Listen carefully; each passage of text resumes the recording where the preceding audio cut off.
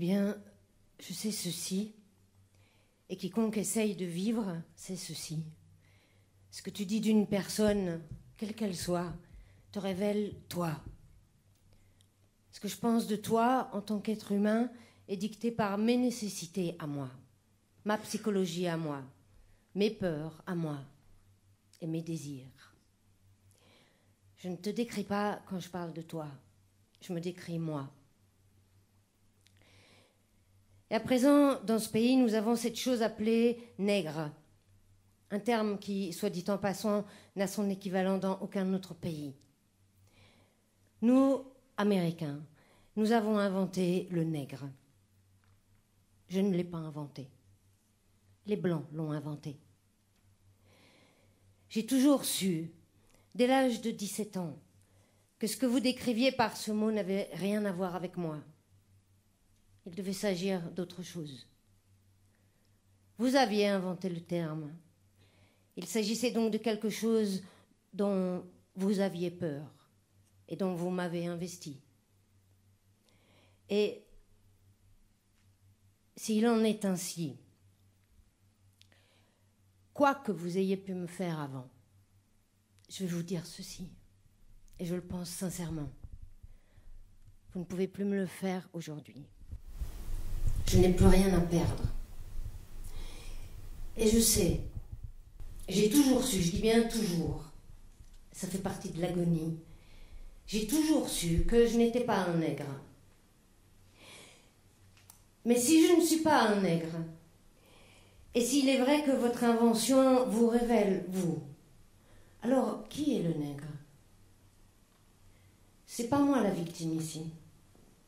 Je sais distinguer une chose d'une autre. Je sais que je suis née, que je vais souffrir et que je vais mourir. Je sais que la seule façon de traverser l'existence est d'avoir conscience des pires facettes de la vie. J'ai toujours su que j'étais personnellement plus important que n'importe quoi d'autre. N'importe quoi d'autre. Ça, j'ai dû l'apprendre parce qu'il m'a fallu l'apprendre. Mais toi, tu penses encore, d'après ce que je comprends, que le nègre est nécessaire. Moi, elle ne m'est pas nécessaire à moi. C'est donc qu'il est nécessaire à toi.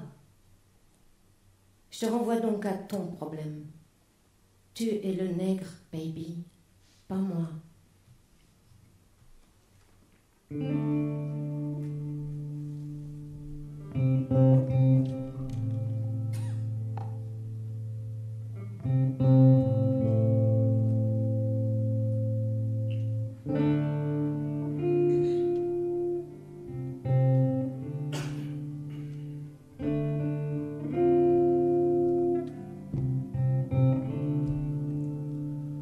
Non, je ne sens pas la mort venir. Je sens la mort partir. Elle a baissé les bras pour un moment, pour le moment.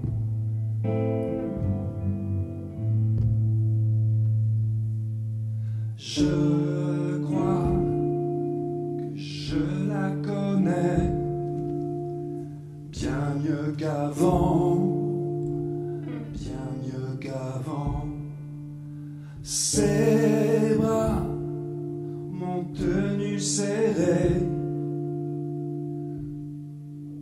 pour un moment, un long moment.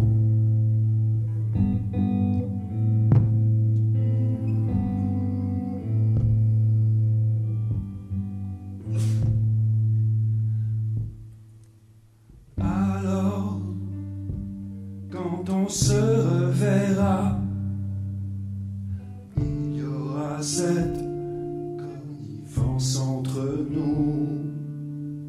Alors, quand on se reverra, il y aura cette connivence entre nous.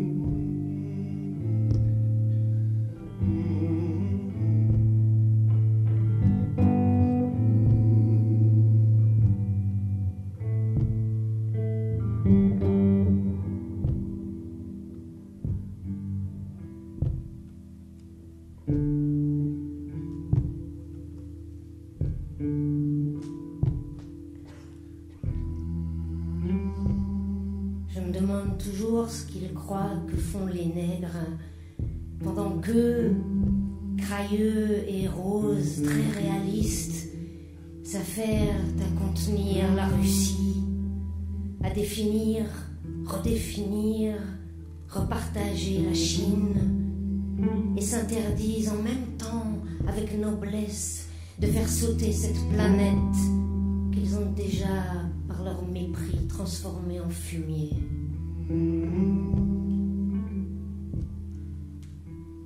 Aimables et bonnes, avec leurs yeux béants, les femmes et leurs bons hommes, nostalgiques de la noble cause du Vietnam, nostalgiques de toute noble cause, souffrent avec noblesse de patauger dans le sang des sauvages.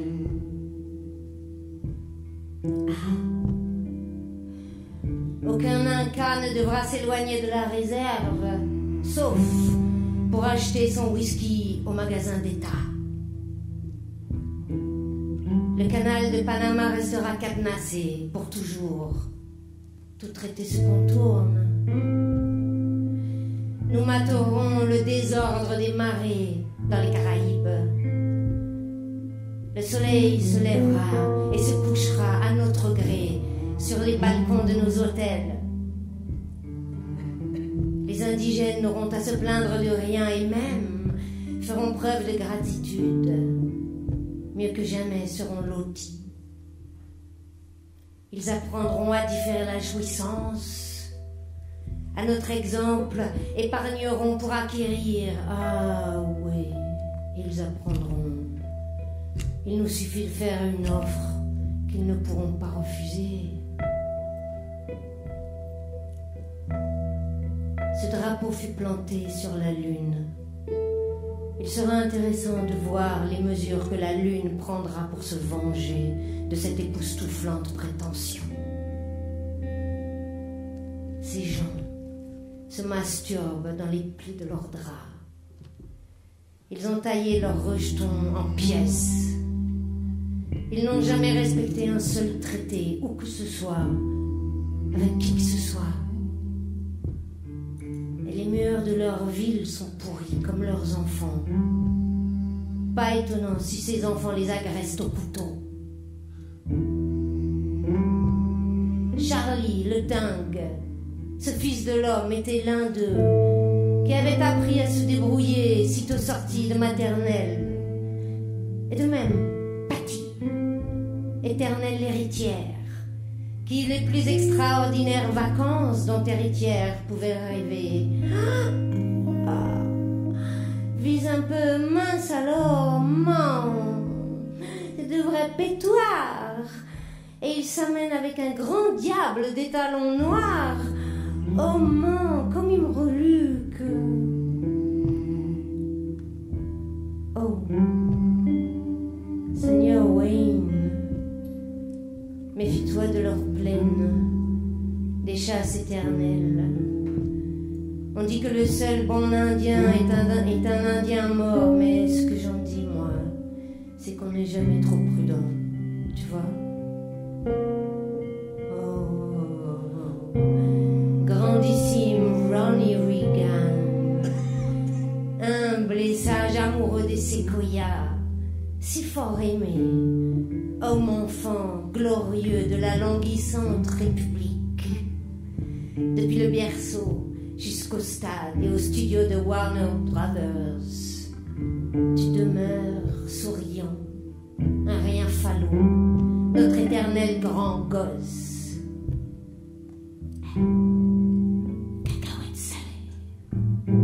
Cacahuètes salées pour les cœurs tendres et les bonnes gens, et pour le chaleureux, le pétillant, le secourable oncle Sam. Nègre, lis ça et tire-toi. Si tu ne sais pas lire, tire-toi tout de même.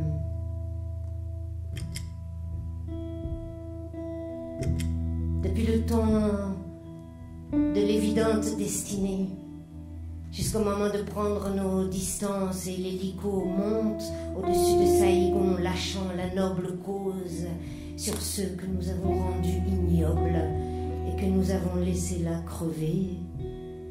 On se tire à une allure bien calculée vers la mer de Chine méridionale et bien au-delà, où des millions de nouveaux nègres attendent l'annonciation. Non, a dit la femme du grand homme.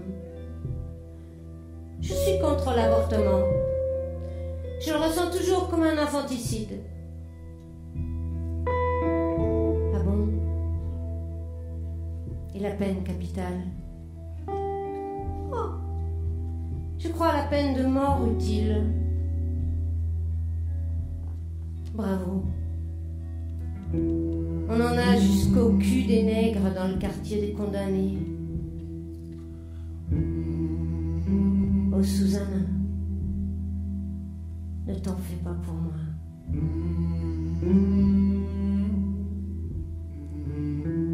Eh ben, je sais ce qu'on attend des nègres. C'est qu'ils se mettent sur le chemin de ce bon vieux chariot qui descendra du ciel pour les mener chez nous. Ça aiderait, comme ils disent. Et ils ont la manière de pousser la charrette. Ils ont encore des connivences avec le vent et l'eau. Mais des surprises les attendent avec le nuage et le feu.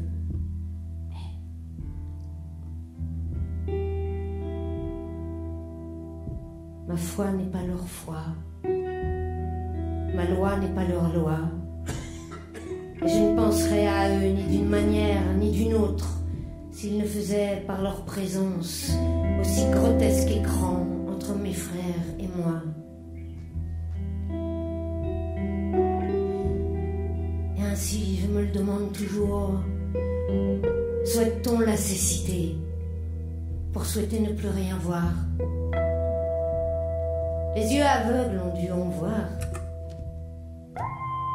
car moi j'ai vu, dans les yeux fixés sur moi, ou fixé sur mon frère, j'ai vu dans le tréfonds de l'œil, j'ai vu une flamme surgir, vaciller, puis s'éteindre.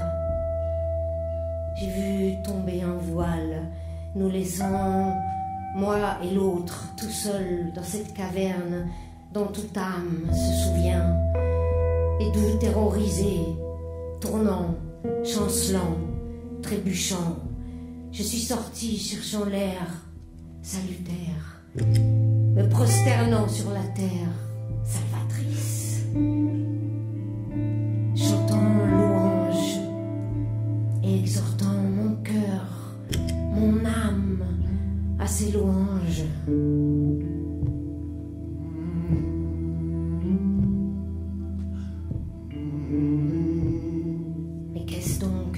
Ne peut pas oublier.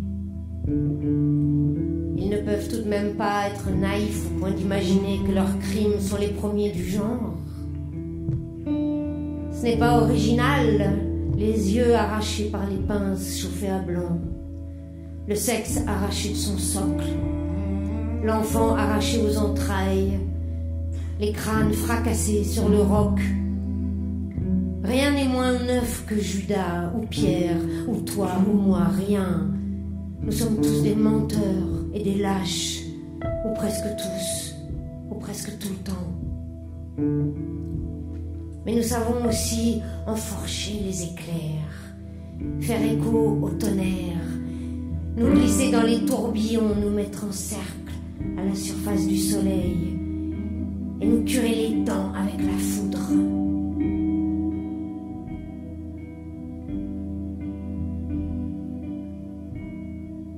Mais peut-être croient-ils qu'il n'y a pas de crime dans leur crime. Peut-être. C'est peut-être pourquoi ils ne regrettent pas. Pourquoi le repentir est impossible. L'évidente destinée est un hymne à la folie. Elle se nourrit d'elle-même et se termine quand elle se termine en folie. Le combat rend ivre de douleur. La douleur engourdit si fort Chaque geste est imposé, désespérément forcé, appelé à meurtrir. La main devient un poing, la queue devient gourdin, les entrailles un marais malsain. L'espoir et la peur de l'amour, c'est de l'acide dans la moelle. Non. Leur feu ne faiblit pas, ne risque pas. L'huile qui entretient cette flamme, c'est la terreur inavouée de la colère de Dieu. Bien. Mais voyons ça d'une manière moins théologique. Bien que la théologie n'ait strictement rien à voir avec ce que j'essaie ici de dire. Mais dès qu'on dit Dieu, la théologie vient à la rescousse pour renforcer la foi ou la démolir. Intervention qui dévalue la foi et ajoute au désespoir de la 5e avenue. N'importe quel après-midi, quand les gens sans toit errent dans la cité, priant pour trouver un sanctuaire, avant que le ciel et les tours ne leur tombent dessus, avant que la terre ne s'ouvre comme dans Superman. Ils savent que personne ne viendra pour renverser le cours du temps, ils le savent. Comme ils savent que la terre s'est déjà ouverte et s'ouvrira encore, comme ils savent que leur empire s'effondre, qu'il est condamné, sans que rien n'y fasse rien.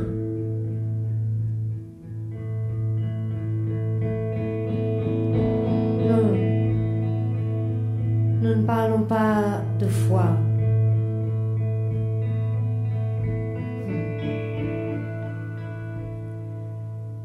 Je me demande comment, à leur avis, les nègres ont fait et font. Comment les nègres font pour être toujours là? Mais à nouveau, ici, je ne crois pas qu'ils s'aventurent à y penser, non. Je suis à peu près sûre qu'ils n'y pensent jamais. Seigneur, j'observe la blanche maîtresse de maison dans ses rapports avec Bella.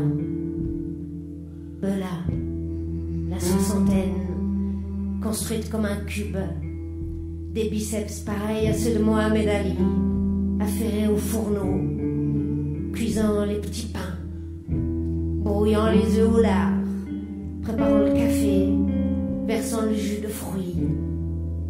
Et la maîtresse de maison dit qu'elle ne sait pas comment elle ferait sans Bella. Et Bella, entre ses dents grommelle, ouais, sûr que tu ne saurais pas. Et elle s'affaire à s'affairer. Et la maîtresse de maison dit, elle fait partie de la famille. Et Bella se tourne, me regarde complice, suce ses dents, roule des yeux dans le dos de la maîtresse et s'affaire à s'affairer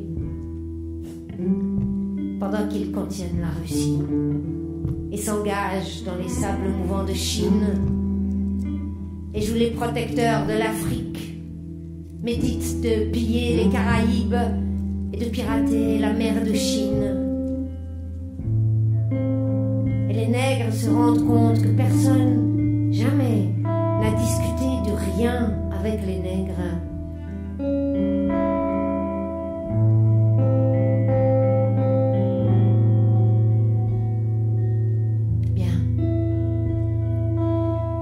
Les nègres ne possèdent rien, sont sans drapeau. Même nous, non, sont des occasions, et tu n'y changes rien en te faisant appeler X. C'est même parfois pire, ça risque même d'effacer la piste qui reconduit aux origines, d'où tu peux repartir. Et de toute façon, ça ne change rien à la réalité, à savoir, par exemple, que je ne veux pas voir mon fils mourir à Guantanamo, ni autre part ailleurs, pour le drapeau étoilé et strié. Ah ouais, j'en ai vu des étoiles, et j'en ai reçu des stries.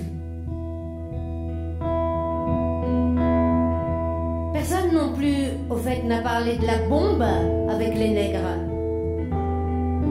L'absurde sentiment, c'est que moins le nègre en sait sur la bombe, et mieux c'est. La maîtresse de maison, alors, te sourit nerveusement, comme si elle venait d'être surprise à parler de famille ou des secrets du sexe. Et elle se met à parler d'éducation, de plein emploi, de bienfaisance. Son sourire insinue. Oh, ne t'inquiète pas. Nous connaissons tes sentiments. Aie confiance en nous. Ouais. J'aimerais vous croire. Mais nous ne parlons pas de croyance.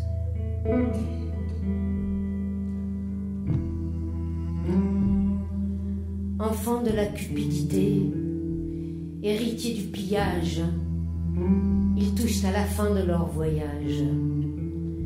C'est surprenant qu'ils y touchent sans s'étonner, comme s'ils étaient eux-mêmes devenus cette terre brûlée et profanée.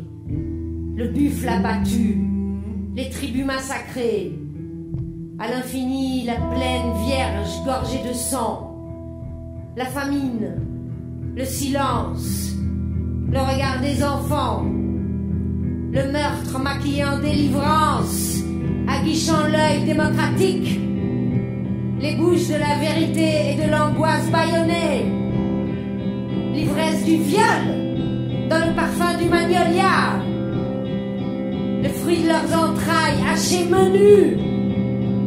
Hé, fils et neveux noireaux, nièces cuivrées, et la noire queue de top tranchée pour froufrouter sous la crinoline, pour pendre le plus lourd des bijoux de famille entre les seins crayeux et roses de la femme du grand homme, ou pour être cousu à la ceinture de la chienne créole ou de la nièce, tel un bout de satin noir et brillant,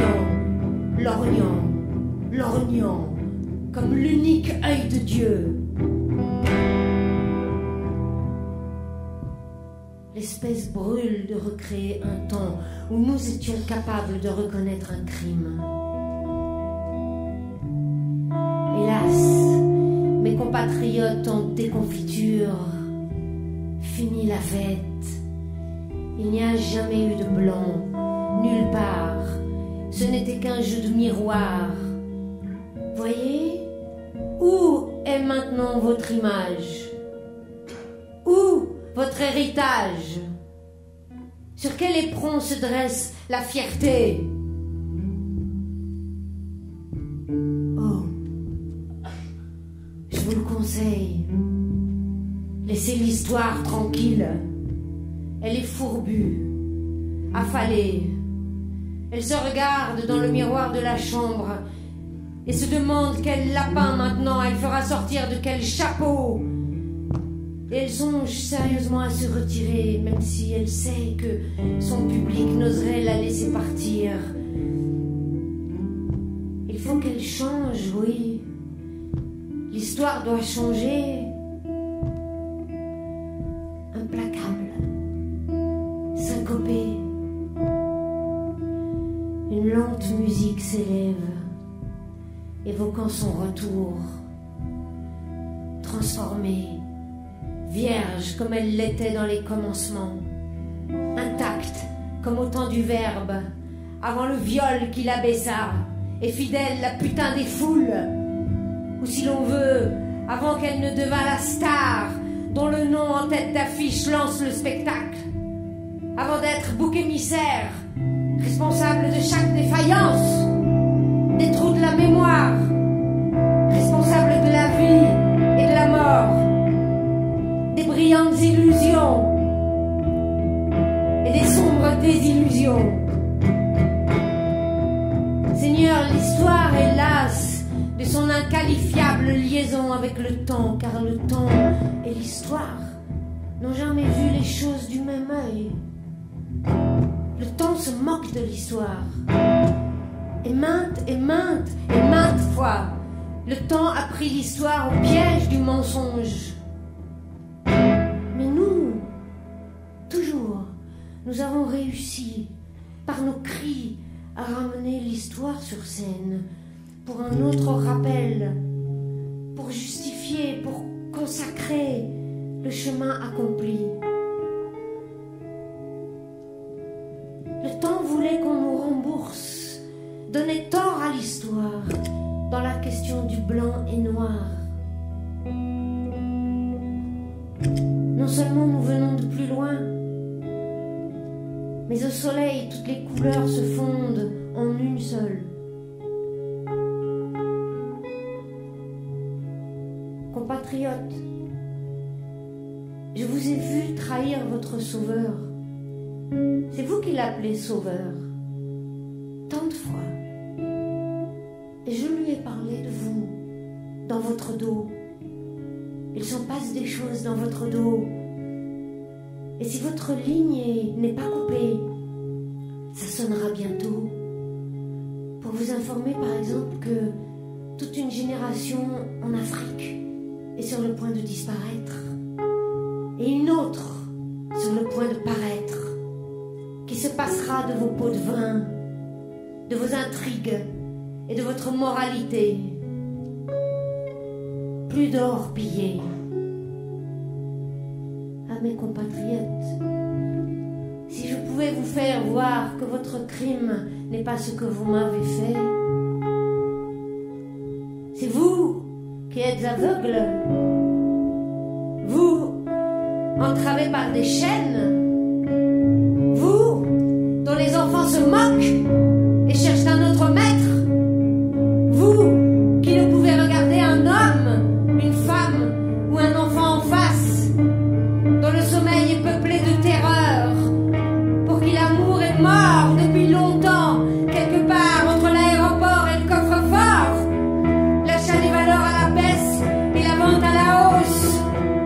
Vous, qui regrettez Zanzibar, Madagascar, le Kilimandjaro, les lions et les tigres, les éléphants et les zèbres, les poissons volants et les crocodiles, les alligators et les léopards, le fracas des chutes et les fleuves sans fin, les fleurs plus fraîches que dans l'Éden, le silence plus doux que la grâce divine, la passion à chaque coin, bruissante dans la brousse, plus onctueuse, oh oui, que le miel dans la ruche, ruisselante, ruisselante, ouverte, généreuse, déchirante de la tête aux pieds, le paradis en ligne pour l'éternité, oui.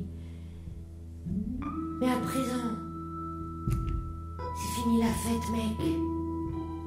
Il faut payer. Votre innocence coûte trop cher.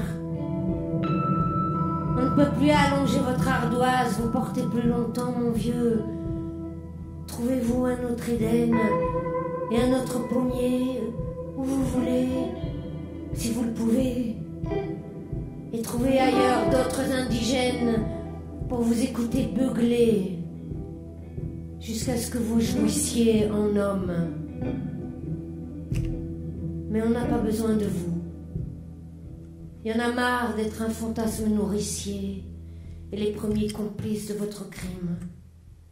Car c'est votre crime, désormais, cette croix à laquelle vous vous accrochez, votre alpha et votre oméga en toutes circonstances. Et oui. D'autres vous l'ont dit. Le clown en a plein le dos.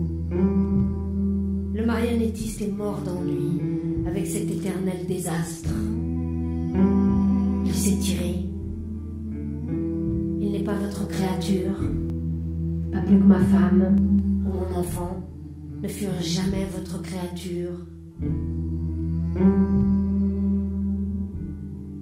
Au cours de cette longue épreuve, les anciens nous parlaient et nous les écoutions. Nous voulions, par nos chants, vous faire entendre la vie. Ah, mais à présent je m'en balance, que vous voyez ou pas ce que je veux dire. sais pourquoi nous ne sommes pas aveuglés par votre éclat. Pourquoi nous sommes capables de vous voir, vous qui ne nous voyez pas. Je sais pourquoi nous sommes encore ici.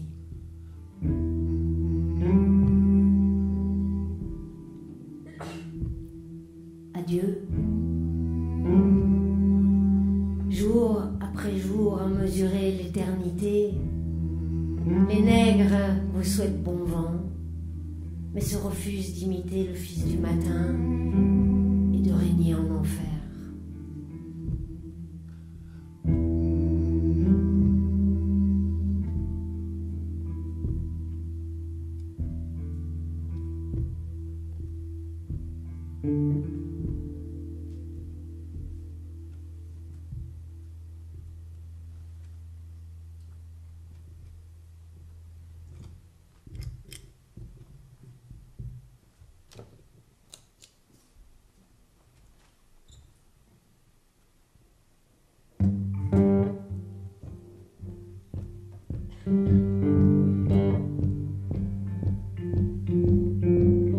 Si l'espoir en donnant c'est d'aimer les vivants, le donateur risque la folie juste en donnant.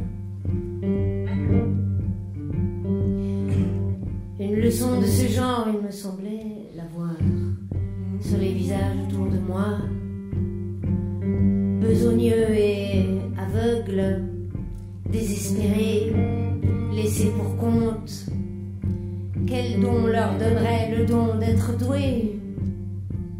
Le donateur n'est pas moins désemparé que ceux qui réclament le don.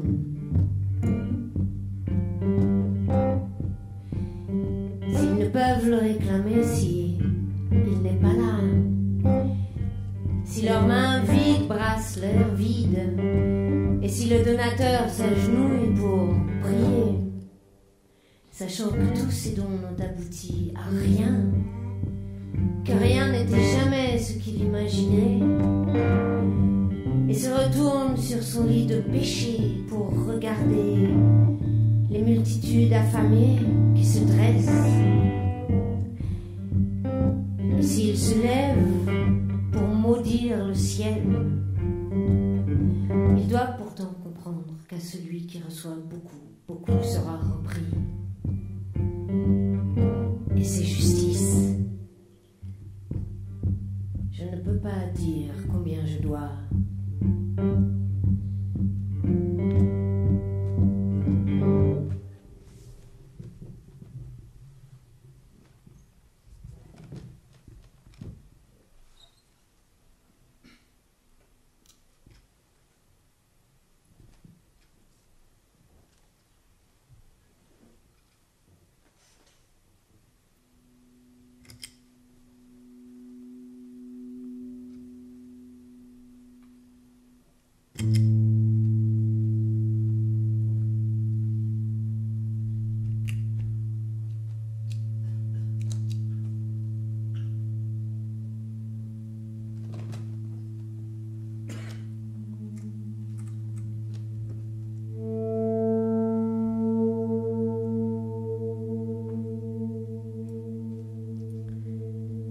Je crois, mon frère, qu'une chanson hante certains à longueur de journée et à longueur de nuit.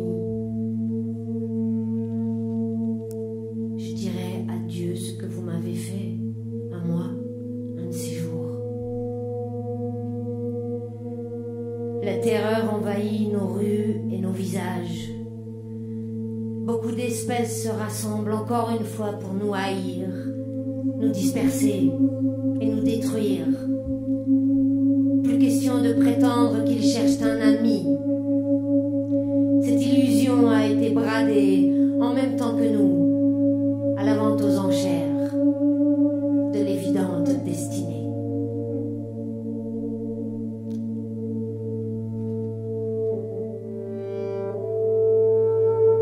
Le temps, c'est pas de l'argent. Le temps, c'est le temps. Et le temps est revenu de déjouer, de dépasser, de survivre.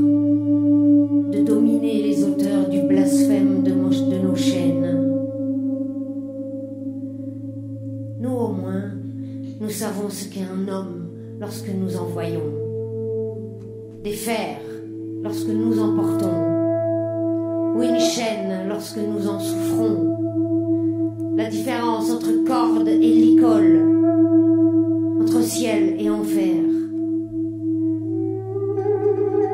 Nous qui étions aveuglés ne sommes pas aveugles, et nous sentons qu'il faut, et nous sentons quand il faut se méfier de l'esprit.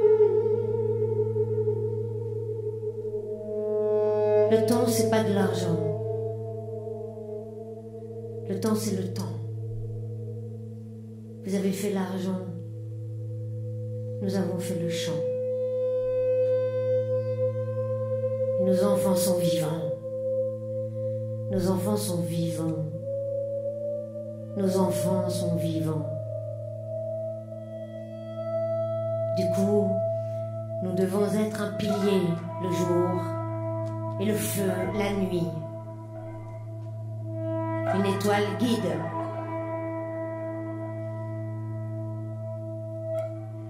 Mon frère bien-aimé, je connais ta dégaine et j'aime bien t'entendre dire ces mots tandis que, sous les rides émerveillé, ton front rajeunit, tel un petit garçon que l'orage éblouit.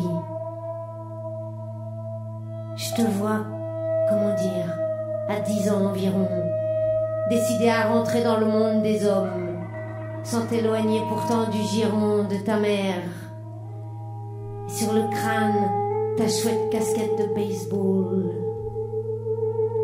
Et puis vers 11 ans peut-être, t'interrogeant sur ce qui est donné, et un peu plus tard, assumant l'angoisse dont tu as hérité. Puis il tournoie, puis il s'enfonce, le garçon que l'orage éblouit. Allez, vas-y, prends tout, et serre-t'en bien de ta maturité pour négocier la traversée de l'enfer.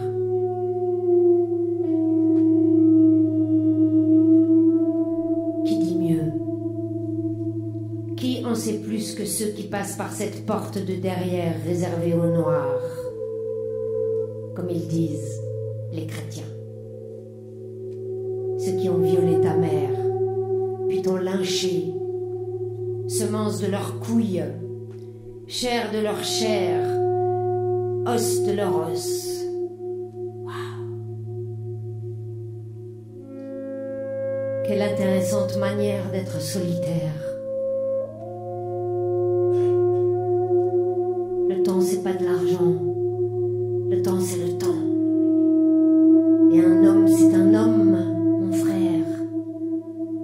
Et un crime reste un crime. Le temps que nos pères ont acheté pour nous demeure dans un endroit qu'aucun homme ne peut atteindre. À moins qu'il ne soit prêt à se désintégrer en particules, en poudre d'os blanchi, ce qui est en vérité la grande tentation qui démange la désastreuse nation. À cela peut-être se résume l'idée qu'ils se font de l'histoire. Ceux qui nous ont demandé une chanson savent que leur temps n'est pas long.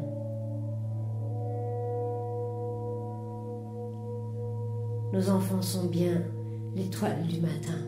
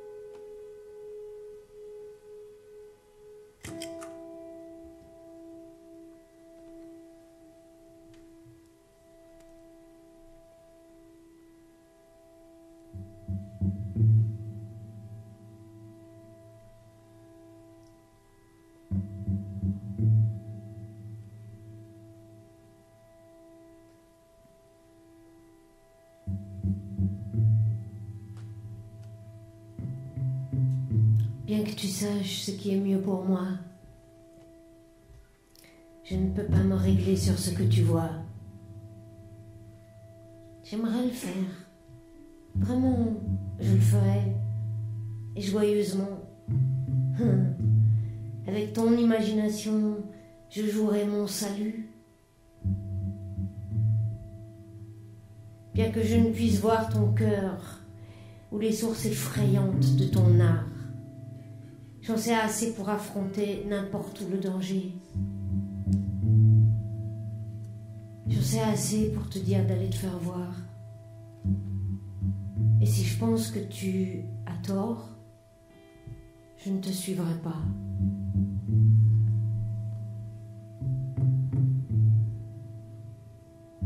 J'ai le droit de trembler quand tu commences à t'effondrer. Ta vie, c'est aussi ma vie. Et rien de ce que tu feras ne t'empêchera d'être mon frère. Têtu comme une mule.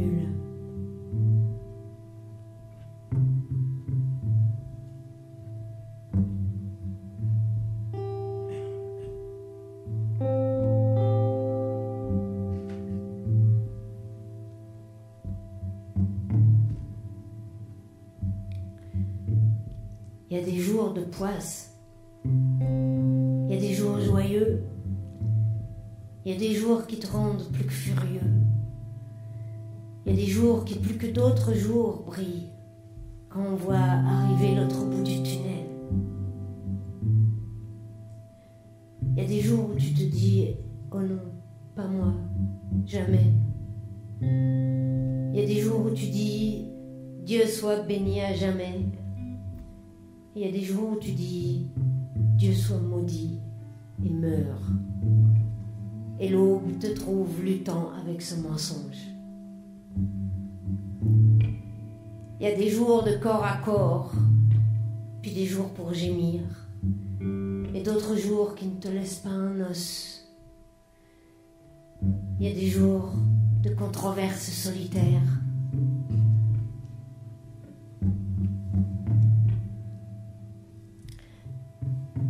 Je ne sais pas, ma sœur, ce que je suis en train de dire, et aucun homme ne le sait s'il n'entre en prière. L'amour, je sais, est la seule réponse, et l'amant funambule, le seul danseur. Lorsque l'amant tombe du fil, aujourd'hui, le filet qui le reçoit, c'est notre prière. Pas à l'inconnaissable Dieu, mais de l'un à l'autre. Ce mortel qui tombe est notre frère.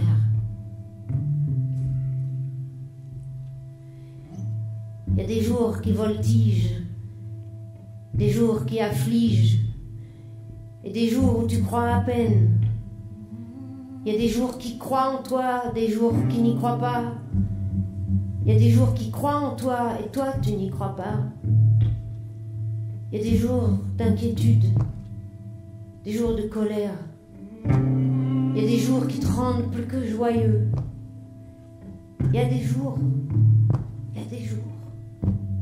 qui font plus que briller.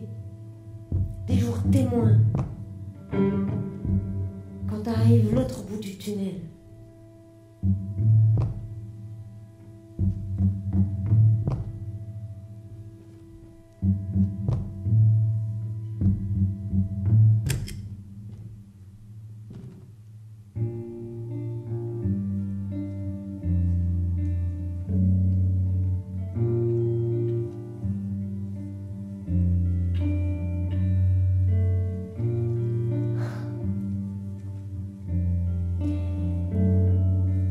Le bilan de mon odyssée vers le palais de la sagesse est décevant.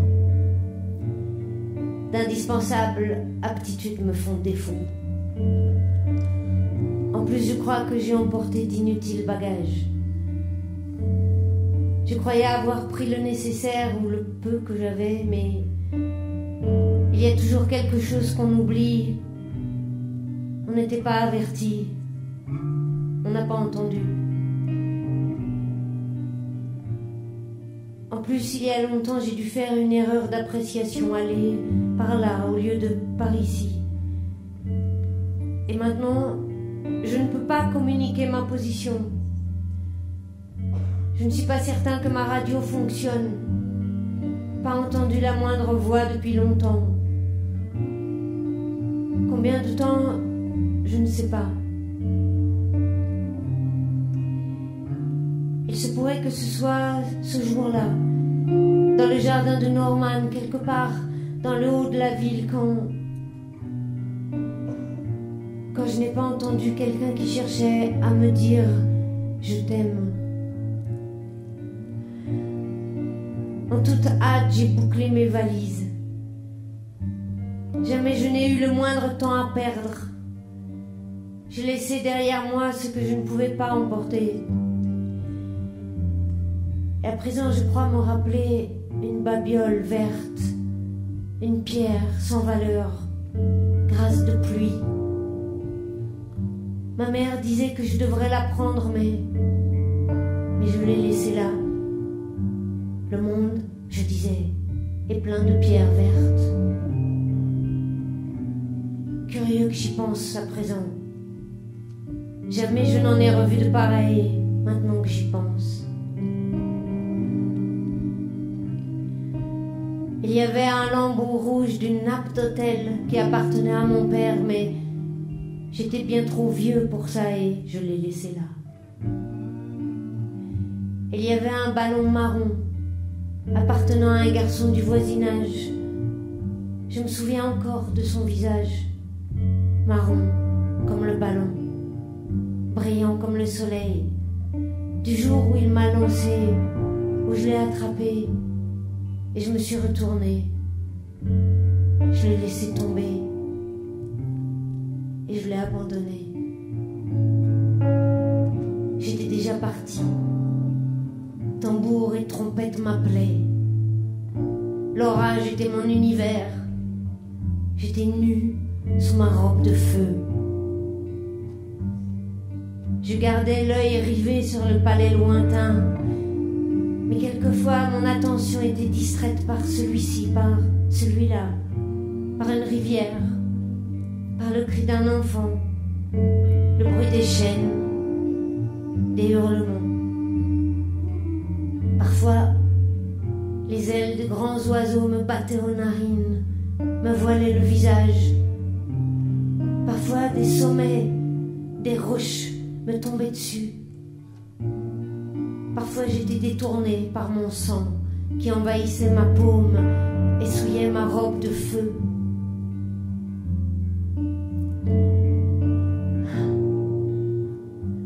Le fils de mon père ne se rend pas volontiers. Le fils de ma mère pressait le pas. Puis j'ai commencé à sentir une chose étrange. Le palais ne se rapprochait jamais. J'ai commencé, nerveux, à vérifier ma montre, ma boussole, les étoiles. Tout confirmait que j'étais presque à coup sûr où il le fallait. La végétation était bien celle de l'endroit, en ce temps de l'année. Les fleurs mouraient, mais ça, je le savais. C'était normal à pareille altitude. Il faisait froid, mais je grimpais vers le soleil. Le silence. Le silence et moi, depuis toujours, étions amis. Pourtant, la fin de l'Odyssée paraissait plus éloignée que je n'avais pensé. Je fus, me semble-t-il, méchamment meurtri. J'espère qu'il n'y a pas eu de contusion interne. J'ai l'impression de me réveiller après une longue chute. Ma radio ne marchera plus jamais. Ma boussole m'a trahi. Ma montre s'est arrêtée. Peut-être ne trouverai-je jamais le chemin du palais. À coup sûr, je ne sais pas où le prendre. Mon odyssée fut décevante. Peut-être je devrais repérer le tournant rebroussé chemin, étudié la route prise. Oh, j'étais pressée. Mais après tout, ce n'était pas, si je me souviens bien, un méchant chemin du tout. Il m'est arrivé de voir de plus grandes merveilles que tous les palais, oui. Et parfois, la joie jaillissait, plus éclatante que le feu de ma robe. Elle embrassait ma nudité. Des chansons sortaient des rochers, des pierres et des chênes. Je recevais le baptême de l'émerveillement. De vieux arbres s'ouvraient parfois et m'accueillaient. Ils me guidaient le long de leurs racines jusqu'au tréfonds de la pluie. La pierre verte, la nappe d'autel écarlate, le ballon marron, le visage marron du garçon, la voix dans les jardins de Norman qui tentait de me dire « Je t'aime ».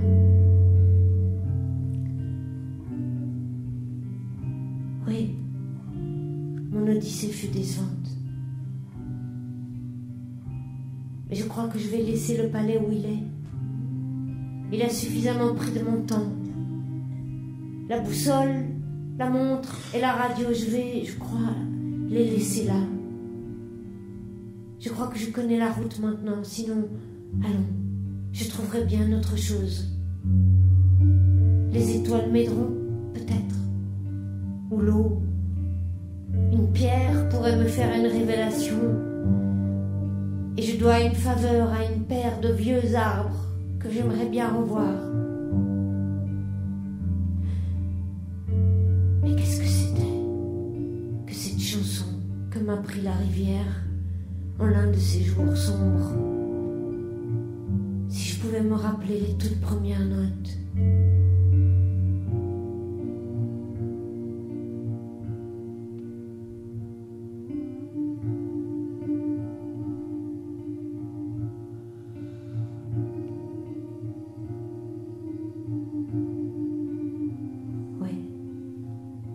Je crois que c'était comme...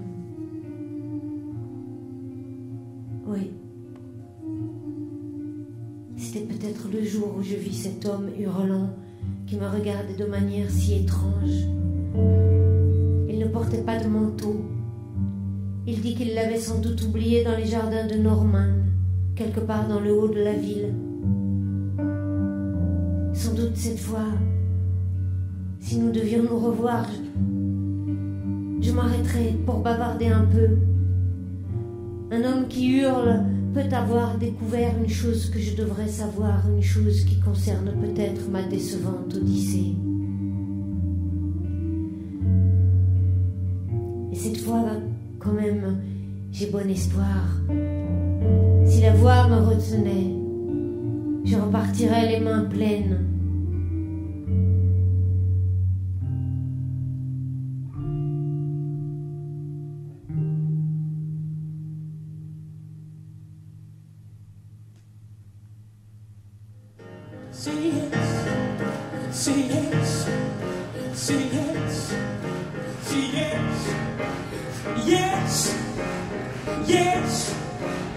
Yes,